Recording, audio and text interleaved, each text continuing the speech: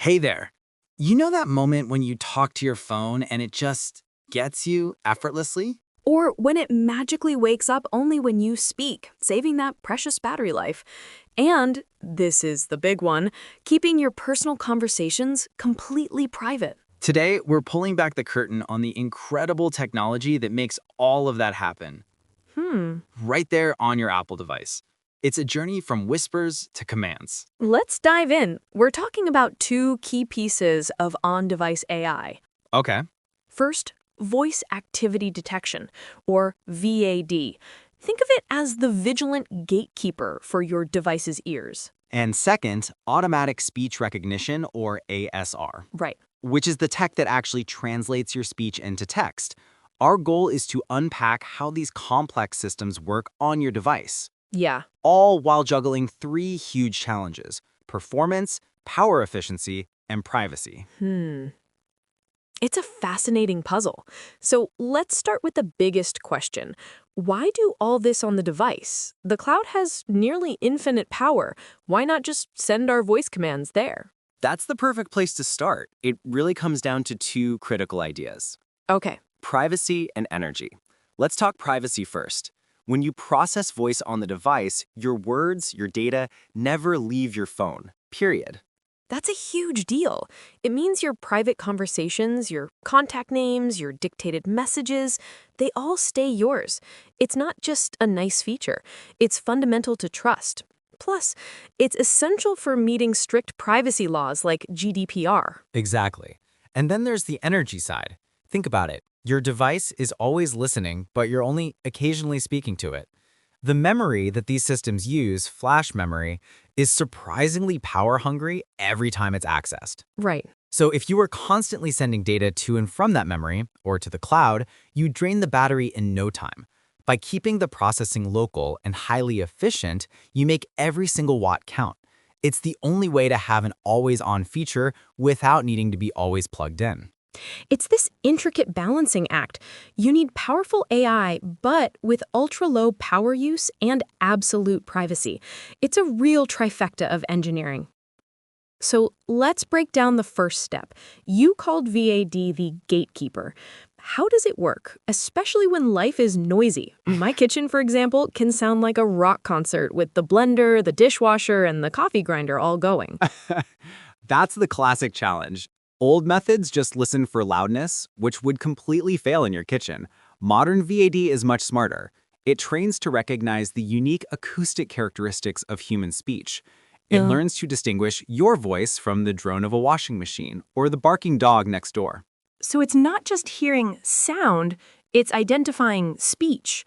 But couldn't it get too good? Like accidentally trigger from a cough or pick up a quiet comment I didn't intend for it to hear? That's a great point. Modern VADs are neural networks trained to detect intended speech. They analyze tiny audio chunks, we're talking milliseconds, and look for contextual cues to avoid those false alarms. The goal is to be responsive, but not intrusive. Okay, so the gatekeeper, VAD, hears me talking and opens the gate. Now ASR, the speech-to-text part, swings into action. How does it turn my sounds into words? It's a two-stage process. First, an acoustic model listens to the audio and breaks it down into its most basic sounds, or phonetics. Think of it like sounding out the letters in a word, like C-A-T. Got it. Then, a language model takes those phonetic sounds and figures out the most likely sequence of words. This is where context is key. The language model knows that recognize speech is a much more probable phrase than wreck a nice beach. It handles ambiguity and ensures the final text makes sense. And the real magic is shrinking all of that complex processing down to fit on a tiny power-sipping chip. How do they even do that? Neural networks are famously huge. It's an immense feat. Engineers use all sorts of tricks.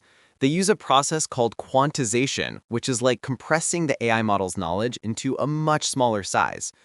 And they design specialized hardware, like Apple's neural net engine, which is like a hyper-efficient factory built for the single purpose of running these AI calculations. A factory on a chip. I like that. Exactly. And they use clever power-saving techniques like clock gating. It's like automatically switching off the lights in parts of the factory that aren't being used at that exact moment. Every calculation is optimized to save power. This is where something like Apple's Core ML framework comes in, right? Precisely. Core ML is the bridge between the AI model and the hardware. It automatically figures out the most efficient place to run the calculations, whether it's the super fast neural net engine, the GPU, or the CPU, to ensure it's using the least amount of energy. And this is all getting more and more sophisticated. I remember seeing a great example from a developer conference about a chess app. The general ASR kept mishearing the chess term Albin counter gambit. A perfect illustration.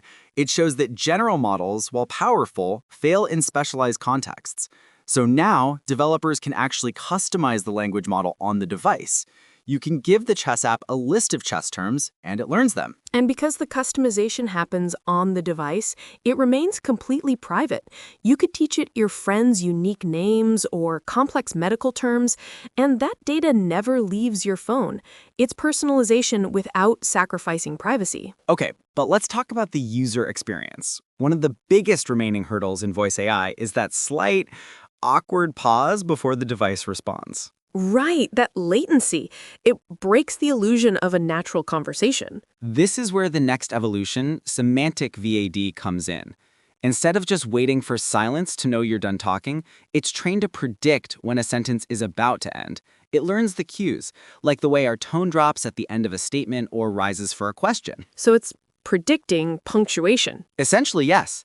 By recognizing a likely endpoint, it can cut that awkward waiting time by more than half, from around 700 milliseconds down to just over 300. It makes the conversation feel much more fluid and natural. That's a huge improvement. It's moving from a command and response interaction to something that feels more like a real dialogue. This whole journey, from the microphone to the final transcription, is an incredible dance of algorithms and hardware. It's happening silently, efficiently, and privately, right in the palm of your hand. This innovation isn't just about convenience. Right.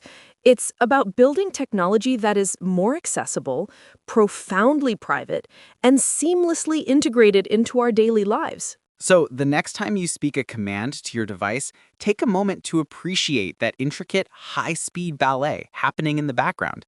And that leads us to our final question for you. Now, here's a question we'd like you to think about. As this on-device, privacy-preserving AI becomes even faster and more natural, how might it fundamentally change the way you interact, not just with your technology, but with the world around you in the years